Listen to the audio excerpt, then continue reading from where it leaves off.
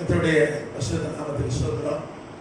சீகன்பால் primary school வகுப்புகளுக்கு கூட வரவேற்கிறேன். அருமையான சொன்னப்பன் ஐயா, அவங்க சகோதரி பாஸ்டர் அம்மா, உடன் ஊழியர்கள், குடும்பத்தார் வந்திருக்கிற எல்லாருக்கும் வந்திருக்கிற கர்த்தருடைய பிள்ளைகள் எல்லாருக்கும் என்னுடைய நன்றியை நான் தெரிவித்துக் கொள்கிறேன். நம்ம கடந்த வகுப்புல எஸ்கட்டாலஜி அப்படின்னு ஒரு பாடம், அதில் என்ன பார்த்தோம்? முதலாவது அந்தி கிறிஸ்து, உலகத்தை ஆண்ட ஒரு முதலாவது அந்தி கிறிஸ்துவை குறித்து பார்த்தோம். கரெக்டா? ஆன்டியோகஸ் 4 எபிஃபனஸ் என்கிற ஒரு கிரேக்க அரசன் உலகத்தை ஆண்டான். அவன் 175 கிமுல 175 பிசியில் அவன் ஆட்சிக்கு வந்தான். 5 வருஷம் அமைதியாக இருந்தான். அதுக்கப்புறம் 5 ஆண்டு கழித்து நான் கடவுள்னு சொல்லிட்டான். பார்த்தோம். கரெக்டா? அவன் தான் கடவுள்னு சொல்லிட்டு அவன் இஸ்ரேல் தேசம் உள்ளிட்ட உலகம் உள்ள ஆண்டான். இஸ்ரேல் தேசத்தில் தன்னுடைய அந்த தேவாலயம், பிரம்மாண்டமான தேவாலயம், கர்த்தர் சாலமோனை கொண்டு கட்டி கொடுத்த தேவாலயம் 35 ஏக்கர் இடத்துல அது இடிக்கப்பட்டு, அப்புறம் கர்த்தர் கோரேசையும் செருபாபனையும் எழுப்பி அது 515 கிமுல 515 பிசியில் அந்த தேவாலயம் கட்டப்பட்டு ஆண்டவராக இயேசு கிறிஸ்து காலத்தில் அந்த தேவாலயம் இருந்தது. 70 AD 70 கிபியில் தான் ரோமர்கள் வந்து அதை இடித்து போட்டார்கள். கர்த்தர் நாமத்துக்கு ஸ்தோத்திரம். பிரமாண்டமான தேவாலயம். இன்னைக்கு ஒரு தேவாலயம் அப்படி கட்டணும்னா 150 லட்சம் கோடி செலவாகும். 150 lakh crores. காரணம் 1 crore 25 lakh kilograms of gold, தங்கம். 1,25,00,000 கிலோ தங்கம் செலவு பண்ணி அது கட்டப்பட்டது. 10 கோடிக்கு மேலே 10 கோடி கிலோக்கு மேலே வெள்ளி செலவு செய்யப்பட்டு கட்டப்பட்டது. நீங்கள் பார்த்தீங்கன்னா சாலமோன் காலத்தில் 4ஆம் புத்தகத்தில் வாசிக்கிறோம். வெள்ளி எப்படி இருந்ததா? ரோட்டில் கிடக்கிற கல் மாதிரி இருந்தது. ரோட்டில் கிடக்கிற கல்லை நம்ம வீட்டு பீரோ லாக்கரில் வைப்போமா? வைக்க மாட்டோம். எதை வைப்போம்? நல்ல வெள்ளி, தங்கம், காசு, பணம், அதெல்லாம் வைப்போம். அப்போ ரோட்டில் கிடக்கிற கல்லுக்கு சமானமாக வெள்ளி இருந்ததுன்னா அப்படின்னா என்ன அர்த்தம்? அவ்வளோ பணம், அவ்வளோ செழிப்பு. கரெக்டா? அவ்வளோ செழிப்பு, அவ்வளோ பணம் இருந்தது. அதனால தான் பணம் ஏராளமாய் செலவு செய்து ஒரு பிரம்மாண்டமான தேவாலயத்தை கட்டினா. அப்புறம் அது இடிக்கப்பட்ட பிறகு கோரேசும் செருபாபேலை கர்த்தர் எழுப்பி இன்னும் அதை விட பிரம்மாண்டமாய் ஆண்டவர் கட்டி கொடுத்தார். அந்த தேவாலயத்தில் பலிபீடத்தில் கொண்டு வந்து அவருடைய சிலை வச்சுட்டான்னு பார்த்தோம். ஆன்டியோகஸ் 4 எபிஃபனஸ். அது தானியேல் 8ஆம் அதிகாரத்திலேருந்து நம்ம ஆய்வு செய்வோம். பலியை நிறுத்திட்டான், ஓய்வு நாள் அனுசரிக்க நிறுத்திட்டான், விருத்த சேதனை கூடாதுன்னு சொல்லிட்டான், தான் சிலையை வச்சு அதை வணங்க சொன்னான், பண்ணிய பலி செலுத்தினான். அதனுடைய ரத்தத்தை அங்கிருந்த தோல் சுருள், அன்னைக்கு பைபிள்னா இன்னைக்கு இந்த மாதிரி புக்கு கிடையாது. இன்னைக்கு அழகா பிரிண்ட் போட்டு தங்கம் பழம் பூசி நல்லா அழகாக இருக்கு பைபிள். பார்க்கறதுக்கே பைபிளை பார்த்துட்டு இருக்கலாம், உங்களுக்கு அவ்வளோ அழகாக இருக்கு. அன்னைக்கு அப்படி இல்லை. புக் பிரிண்டிங் ப்ரெஸ் கிடையாது. பிரிண்டிங் ப்ரெஸ் எப்போ வந்தது? 1450 கிபி 1450 AD தான் ஒரு ஊழியக்காரர் குடன்பர்க் என்கிற ஜெர்மன் நாட்டு ஊழியக்காரர் தான் என்ன பண்ணார்? பைபிள் அச்சடிக்கிறதுக்காக அந்த ப்ரெஸ்ஸை கண்டுபிடித்தார். ஆனால் நம்மள ஸ்கூல் பாடத்தில் விஞ்ஞானி குடன்பர்க் அப்படின்னு படிச்சிருக்கோம். அவர் விஞ்ஞானி இல்லை, அவர் ஊழியக்காரர். பைபிள் அச்சடிக்கிற பெரிய பெரிய ஊழியர்கள் எல்லாமே பெரிய பெரிய விஞ்ஞானிகளாக ஊழியர்களாக இருந்தவர்கள். சார் ஐசக் நியூட்டன், இங்கிலாந்து நாட்டு விஞ்ஞானி. அவர் தான் புவி ஈர்ப்பு விசை, கிராவிடேஷனல் ஃபோர்ஸ் ஆஃப் எர்த், ஏன் அந்த பொருட்களை கீழே வருது, அதை வந்து கண்டுபிடித்தார். உலகத்தின் உன்னதமான மோஸ்ட் ஹையஸ்ட் இன்வென்ஷன் அப்படின்னா அதுதான். அதை வச்சு தான் எல்லாமே மாஸ் என்று சொல்வார்கள், MASS. கிராவிட்டியை வைத்து தான் எல்லாமே. அதை கண்டுபிடிச்சது யாருன்னா சார் ஐசக் நியூட்டன். ஆனால் அவர் விஞ்ஞான புஸ்தகம் எழுதுனதை விட பைபிள் சம்பளப்பட்ட புஸ்தகம் தான் நிறையா எழுதியிருக்கார். நான் அந்த ஆன்டியோகஸ் 4 எபிஃபனஸை குறித்து உங்களுக்கு பாடம் எடுக்கும் பொழுது அவர் எழுதின புஸ்தகத்தையும் நான் ரெஃபர் பண்ணிக்கிட்டேன். அதுவும் இருக்குது ஆன்லைனில். googlebooks.com. நம்ம இங்கிலாந்துக்கு போக முடியாது இந்த புக்கை படிக்க. சார் ஐசக் நியூட்டனுடைய சில புத்தகங்கள் நம்ம லைப்ரரியில் இருக்கு. ஆனால் அவர் எழுதின கிறிஸ்துவ நூல்கள், கிறிஸ்துவ அந்த வியாக்கியான நூல்கள் இல்லை, ஊரில் இல்லை. அப்போ googlebooks.com அப்படின்ற ஒரு வலைதளம் இருக்கு. நிறைய வலைதளங்கள் இருக்கு. அதில் தேடி தேடி நம்ம படிக்கலாம். ஒரே வலைதளத்தில் இருக்குன்னு கேரண்டி இல்லை. கர்த்தநாமத்துக்கு ஸ்தோத்திரம். அப்போ விஞ்ஞானிகள் இப்போ சார் ஐசக் நியூட்டன் எழுதின அந்த ஆய்வு, வேத தானியல் குறித்ததான ஆய்வுகள், அந்த குறிப்புகள்லாம் நான் உங்களுக்கு இந்த தானியல் 8ஆம் அதிகாரத்தை நம்ம வியாக்கியானம் செய்யும்போது நான் உங்களுக்கு காண்பித்து கொடுத்தேன். அல்லேலூயா. சார் ஐசக் நியூட்டன் எழுதின கதைகளை நம்ம இன்னைக்கு இங்கே உட்காந்து பொறுப்பாக்கம் சீகன் பால் பைபிள் இன்ஸ்டியூட்ல அதை பற்றி பேசுகிறோம். கர்த்தநாமத்துக்கு சொல்கிறோம். அவங்க ஆன்டியோகஸ் 4 எபிஃபனஸ் தனக்கு கடவுள், நான் கடவுள்னு சொல்லி அவன் சிலையை அங்கங்கே வச்சு ஒரு 6 வருஷம் 4 மாதம் அந்தி கிறிஸ்துவா இந்த பூமியில் இருந்தான். முதல் 5 வருஷம் தனக்கு வெளிப்படுத்திக்கிற அந்தி கிறிஸ்துவா. 5 வருஷம் கழித்து தான் நான் கடவுள்னு சொல்லி அவனுடைய வெளியிட்ட நாணயங்கள்லாம் இன்னைக்கு இருக்கு. நாணயங்கள் அந்த காலத்தில் காயின்ஸ் தானே, ரூபா நோட்டில் அந்த காலத்தில் கிடையாது. காசுகள், பொற்காசுகள், வெள்ளி காசுகள், அப்புறம் வேற என்ன வெண்கல காசுகள், அதெல்லாம் கண்டுபிடிச்சிருக்காங்க. நீங்கள் பிரிட்டிஷ் மியூசியத்தில் இருக்கிறது 17ஆம் நூற்றாண்டில் வந்து கண்டுபிடிக்க ரிச்சர்ட் வீக்கவுட் அப்படின்ற ஒரு இங்கிலாந்து சார்ந்த விஞ்ஞானி கண்டுபிடித்த அந்த வெள்ளி நாணயங்கள்லாம் பிரிட்டிஷ் மியூசியத்தில் இருக்குது. அதில் அவன் உருவம் போட்ட அந்த காயின்ஸ், அந்த நாணயம், அந்த காசு, அதில் நான் கடவுள் அப்படின்னு சொல்லி அவன் போட்டிருக்கிற வாசகங்கள் குறித்து நம்ம ஆய்வு செஞ்சோம். அது மாத்திரம் இல்லை, 2022 இஸ்ரேல் தேசத்தில் பார்த்தீங்கன்னா கண்டுபிடித்திருக்கிறாங்க வெண்கல நாணயங்கள். அதில் நான் கடவுள் அப்படின்னு சொல்லி நான் உருவத்தை பிடிச்சி அந்த நாணயங்கள்லாம் இன்னைக்கு ஆன்டிகுட்டிஸ் மியூசியம் இஸ்ரேலில் இருக்குது. அப்போ அவன் கடவுள்னு சொல்லி கொண்டான். நான் கடந்த வகுப்பில் சொன்னேன், அந்த ஆன்டியோகஸ் 4 எபிஃபனஸை குறித்து வரலாற்று ஆசிரியர்கள், எத்தனை வரலாற்று ஆசிரியர்கள் பதிவு செஞ்சுருக்காங்கன்னு சொன்னேன். இந்த வரலாற்று ஆசிரியர் பேரெல்லாம் அவங்களுக்கு எழுதி போட்டானா இல்லையா? அவங்களுக்கா எழுதி போட்டேன். எழுதுனீங்க கரெக்டாக. எனக்கு சும்மா அந்த நேசன் பால் ஒரு கதை சொல்கிறான், வாரம் வந்து ஏதோ ஒரு கதையை சொல்லிட்டு போயிடலான்னு சொல்லிக்கூடாது. என் சொந்த கதை இல்லை, வரலாற்று குறிப்புகளை தான் நான் உங்களுக்கு சொல்லுகிறேன். அல்லேலூயா. அப்போ ஒரு அந்தி கிறிஸ்து அவன் 170 கிமு முதல் பிசி முதல் 164 பிசி வரைக்கும் அந்த பூமியிலே ஆளுகை செஞ்சிட்டான், உலகத்தை ஆண்டுட்டான். 6 வருஷம் 4 மாசம். அவன்தான் முதல் அந்தி கிறிஸ்து. அந்தி கிறிஸ்துகள் நிறைய பேர் இருக்கிறாங்க.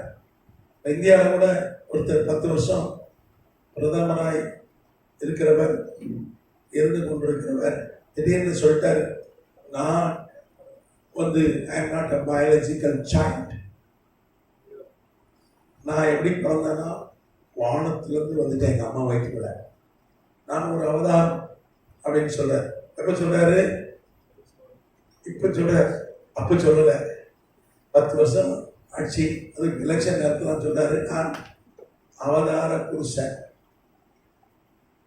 நான் எங்கள் அம்மா வயிற்றுல வானத்துல வந்து தங்கிட்டேன், கடவுள் வச்சுட்டாரு என்ன அப்படின்னு சொல்றாரு. 10 வருஷம் தெரியல நம்ம பிரதமர் வந்து இப்படி ஒரு அவதாரம் தன்னை காண்பித்துக் கொள்வார், கடவுள்னு தன்னை காண்பித்துக் கொள்வார் நமக்கு தெரியல. 10 வருஷம் கழிச்சு தான் இப்போ அவர் வெளிப்பாடு, இப்போதான் எனக்கு வெளிப்பாடு வந்திருக்கிறாரு. இப்போ அவருக்கு 74-75 வயசாச்சு. இப்போதான் எனக்கு வெளிப்பாடு வந்திருக்கு. நான் பயாலஜிக்கல் உயிரியல் முறையில் பிறந்த குழந்தை அல்ல. நம்மளாம் நம்ம அப்பாவா பிறந்திருக்கோம், அப்படிதானே? அப்போ ஆண்டவராக இயேசு கிறிஸ்து அந்த கண்ணி வயிற்றுல வந்து என்ன பண்ணார்? கருவா வந்து தங்கினார். நம்ம ஏற்கனவே அதெல்லாம் ஆய்வு செஞ்சிருக்கோம். ஆண்டவராக இயேசு கிறிஸ்துவோட டிஎன்ஏ மரபணு அது எங்கெல்லாம் இருக்குது, அதை எப்படி கண்டுபிடித்தார்கள், அதில் அவருடைய தாயுடைய வித்து குரோமோசோம் ஒண்டி தான் இருந்தது, அப்பாவுடைய வித்து இல்லை அப்படிலாம் பார்த்தோமா இல்லையா? அவருடைய டிஎன்ஏ டெல் அவைவில் இருக்கிறது, ஆக்ஸ்போர்ட் பல்கலைக்கழகத்தில் வைத்திருக்கிறார்கள். ஒரு டூரிங் என்கிற இடத்துல ஒரு மியூசியத்தில் வச்சிருக்காங்க இட்டாலியில். ஈஜிப்டில் கூட இருக்குன்னு சொல்லி நம்மளாம் பார்த்தோம். அவருடைய மரபணு யானவரை இயேசு கிறிஸ்துவோட டிஎன்ஏ அதில் ஆண் வித்தே இல்லை. நம்ம எல்லாருக்குள்ளேயும் 46 வித்துக்கள் இருக்கும், குரோமோசோம் இருக்கும். ஆண்டவருக்கு 24 தான் இருக்குது. காரணம் அவர் ஆண்டவரே கன்னிமரியாள் வயிற்றில் தங்கிட்டார். அதே மாதிரி தான் நம்மளும் சொல்றேன். என்ன டிஎன்ஏ பண்ணி பார்த்தீங்கன்னா எனக்கு 24 குரோமோசோம் தான் இருக்குன்னு சொல்லுவார்னு நினைக்கிறேன். அடுத்து சரி, நம்ம ஜாப் பண்ணணும். ஜூன் 4 தான் தெரியும். இன்னொரு 5 வருஷம் இந்த ஆள்கிட்ட நம்மளை ஆண்டவர் எடுத்துருவாரா இல்லையா? ஏன்னா வேதத்தில் பார்க்குறோம், நியாயாதிபதிகள் புத்தகத்தில் ஆண்டவர் 20 வருஷம் இஸ்ரேல் ஜனங்களை யாரை வித்து போட்டார்? சிசேரா யாபீன் என்கிற கானானிய அரசர்கிட்ட வித்து போட்டார். 20 வருஷம் கழிச்சு தான் இவன் கண்ணீர் விட்டு அழுகிறான், காப்பாற்றுங்க ஆண்டவரை. ஆண்டவர் நோக்கி ஜாப் பண்ண ஆரம்பிக்கிறான், முறையிடுறான். அதுக்கப்புறம் கர்த்தர் யாரை எழுப்பினார்? முரட்சகனை எழுப்பினார், தெபோராவை எழுப்பினார், பாராக்கை எழுப்பினார். ஏற்கனவே ஆய்வு செஞ்சது. இப்போ நம்ம முறையிட்ட மாதிரி தெரியல, அவன் முறையிடுறது இல்லை. சென்னையில் ஒரு சபை இருக்கு, திருவிருந்து கொடுக்கும்போது நல்ல அழகான சினிமா பாட்டை ஒன்று பாடி தான் திருவிருந்து கொடுத்தான். சென்னையில் செம்ம கூட்டம் போகுது, நல்ல கூட்டம், 1000 கணக்கில் போகிறான். திருவிருந்தில் சினிமா பாட்டு தான் பாடுறான். விளங்குமா? இப்போ எங்கேருந்து இந்த அடிமைத்தன ஊழியம் தெரியல. அதே மாதிரி ஆராதனைன்றது என்ன தெரியுமா? எல்லாம் சிரிக்கணும். நம்ம அல்லேலூயா ஸ்தோத்திரம் பிரைஸ் எல்லாம் ஆவில் நிரம்பி நம்ம ஆராதனை செய்யுங்கன்னு சொல்லி ஆராதிக்கிறோம். அங்கே எல்லாம் என்ன பண்ணணும்? சிரிக்கணும். அதான் ஆராதனை. அபிஷேக் அதானது. பாஸ்டரும் சிரிப்பாரு, எல்லாரும் என்ன பண்ணணும்? மொத்தத்தையும் கிற்கு ஆஸ்பத்திரியில் சேர்க்கணும். ஒரு 10 பஸ்ஸு பிடிச்சி அப்படிதான் சிரிச்சு கிடப்பாங்க. புதுசாக இருக்குல்ல. மதுரையில் ஒரு சபருக்கு செம்ம கூட்டம், நிரம்பி வழியுது. 4 சினிமா பாட்டு நல்லா அருமையாக பாடுவாங்க. ஆராதனையில டான்ஸ் ஆடி தான் பாடும். இந்த பாஸ்டர் சொல்றாரு, சினிமா பாட்டு பாடி டான்ஸ் ஆடி நீ ஒரு 4 பாட்டு பாடினா 40 நாள் உபவாசம் இருந்ததுக்கான வல்லமும் உனக்கு வந்துடும்ன்றார். இதை திருத்திட்டானாங்க, திருந்துல. ஒருவேளை கர்த்தர் ராஜாக்களை ஏற்படுத்துகிறவர் அவர் தான், ராஜாக்களை தள்ளுறதும் அவர் தான். ஒருவேளை இந்த அவதாரம் நான் தான் அவதாரம் சொல்லிட்டு சொல்றப்போ பிரதமர் திரும்ப வந்துடக்கூடாது. ஒருவேளை இன்னும் இவனுங்க திருந்தலையா, இன்னும் கொஞ்சம் இன்னும் 5 வருஷம் என்ன பண்ணும், அடி முதல் வாங்கட்டும் அப்படின்னு விட்டுட்டாருன்னா நம்ம கதி என்னதுதான், அதுவும் கதி தான். அதுக்காக நம்ம ஜாப் பண்ணோம். ஆண்டவரை போய் இஸ்ரேல் ஜனங்கள் 20 வருஷம் அடிமையாக கூக்குரல் ஒரு சமூகத்துக்கு வந்தது. கூக்குரல் இடல நடக்க ஜிச்சின்னு தான் கிடக்கா, சினிமா பாட்டு பாடிதான் இருக்கிறான். அது நம்மத்துக்கு ரொம்ப ஆடம்பரமாயிட்டான் சில ஊழியர்கள்லாம். அது வரை வீடியோவா வர பெருமையா வர போடுறான். 2 ஊழியர்கள் ஒரு 5 ஸ்டார் ரோட்ல சந்திக்கிறேன், அதை பெருமையா போடுறான். காரில் வந்து இறங்குறாங்க, அதை வீடியோ எடுத்து போடுறான். டீசர் மாதிரி சினிமாக்காரன் டீசர்னு ஒன்று போடுவான் ப்ரோமோக்காக. அதே மாதிரி இது ப்ரோமோ கேட்டால் நாங்கள் கோயம்புத்தூர் ஒரு பேருக்கு விழா நடத்த போகிறோம், அதற்கான ப்ரோமோ, அதுக்கான டீசர்ன்றான். 2 ஊழியரும் வராங்க. அவங்க வச்சிருக்க காரு ரொம்ப காஸ்ட்லி, ரொம்ப காஸ்ட்லி, விலை உயர்ந்த ரொம்ப ஆடம்பரமான 2 காரில் வராங்க. அவங்க எங்கே உட்காந்து பேசுகிறாங்க, எப்படி ஊழியம் செய்யலாம், எங்கே உட்காந்து சாப்பிட்டு பேசுகிறாங்க, ஒரு ஸ்டார் ஹோட்டலில் உட்காந்து சாப்பிடுவோம் பேசுகிறாங்க. அப்போ ஒரு மீட்டிங் நடத்துறதுக்கு அவங்க எவ்வளோ செலவு பண்ணுறாங்க பாருங்க. அதுக்கு டிஸ்கஷனே இங்கே ஸ்டார் ஹோட்டலில். அது வெள்ளக்கார ரொம்ப ஆடம்பரமாக இருப்பான்.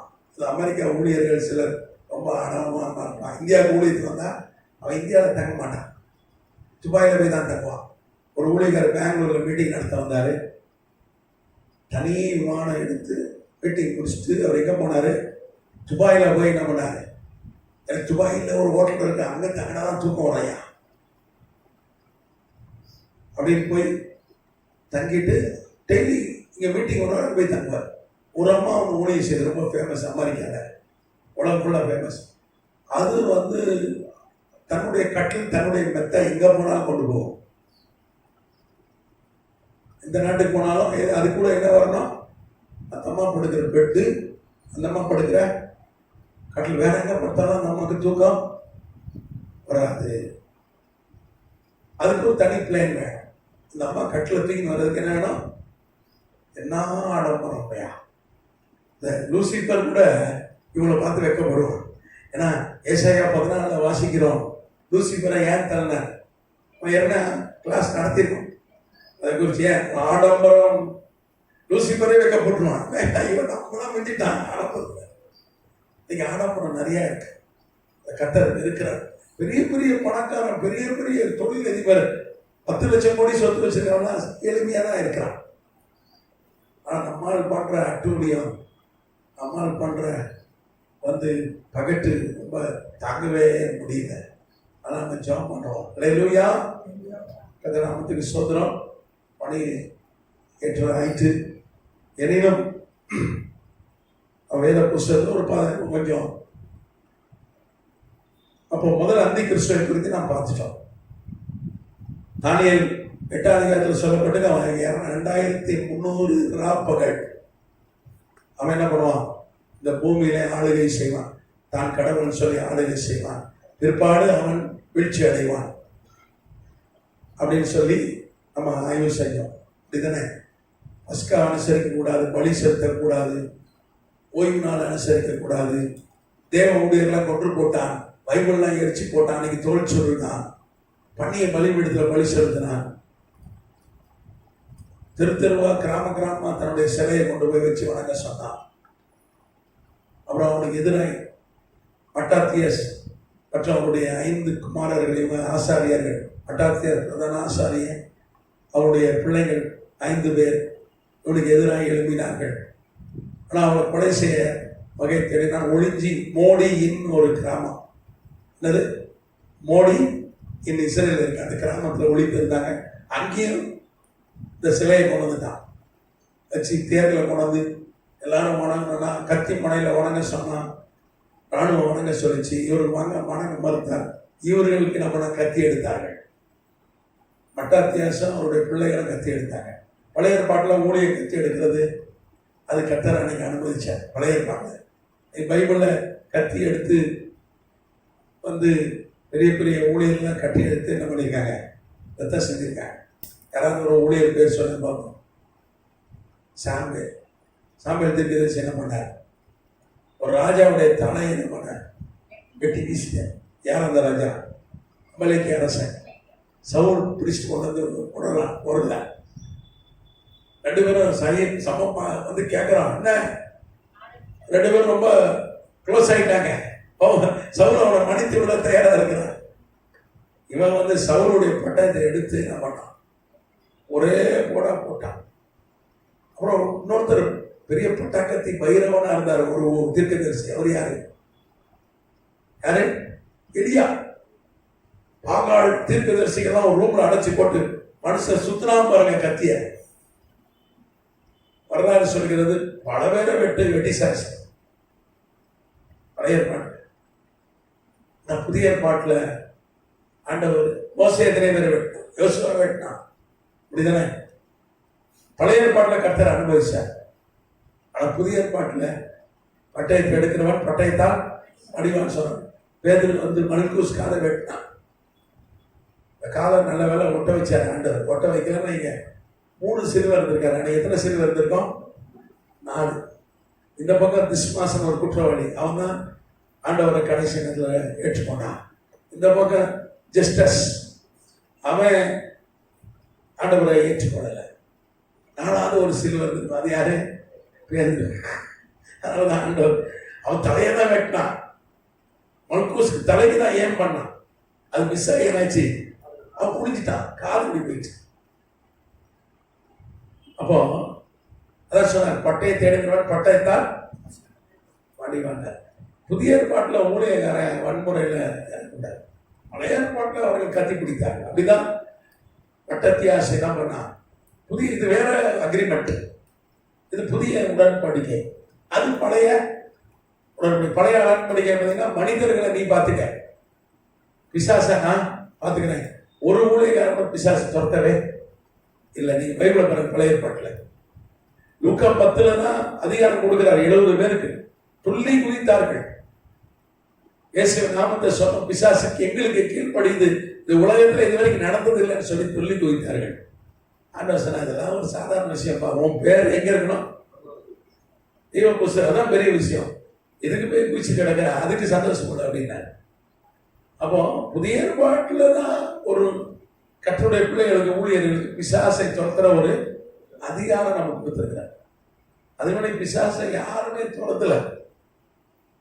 தாவீது மியூசிக் வாசித்தான், அது கொஞ்சம் சவுலுக்கு எப்படி இருந்தது, கொஞ்சம் ரிலாக்ஸா இருந்தது.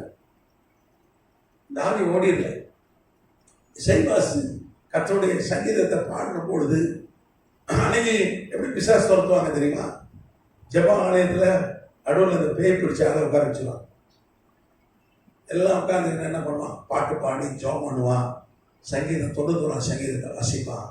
இப்படி சங்கீதங்களை வாசி ஜெபம் பண்ணி கர்த்தர் ஆனால் இறங்கினார்னா அந்த பேய் போகும். அதனாலதான் ஸ்கேவா என்கிற பிரதான ஆசாரியர் யாரு, எல்லா பாஸ்டருக்கும் அவர் தலைவர். ஒரு பசங்க ஆசாரிய ஊழியத்துக்கு வராங்க, எங்க போயிட்டானுங்க, அவங்களா மந்திரவாதியா போயிட்டாங்கன்னு பார்க்கிறோம்.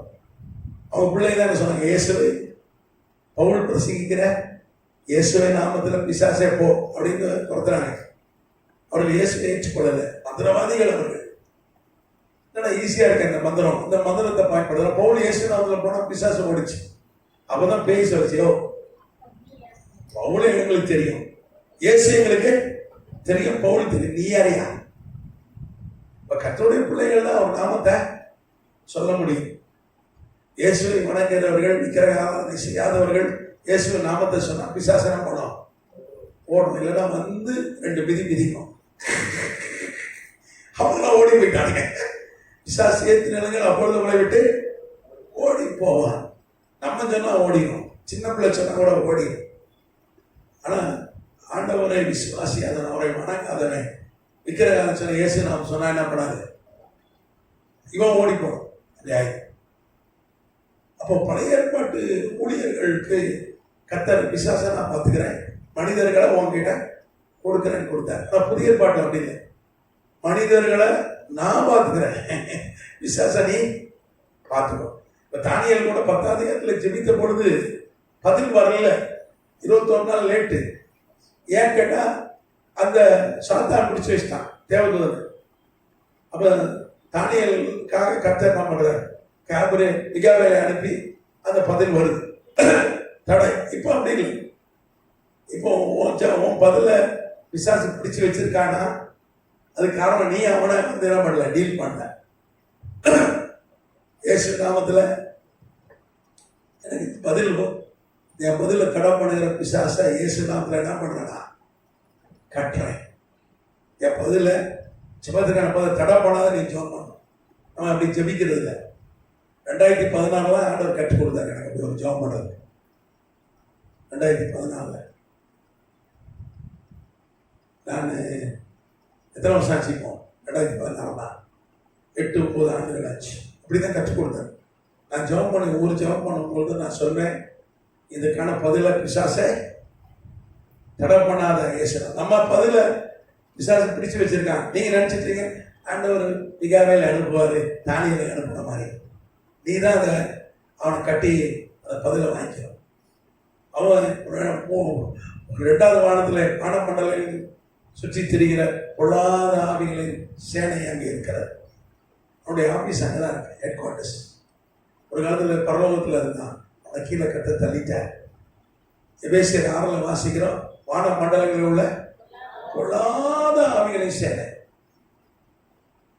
பொல்லாத ஆவிகளின் சேனை.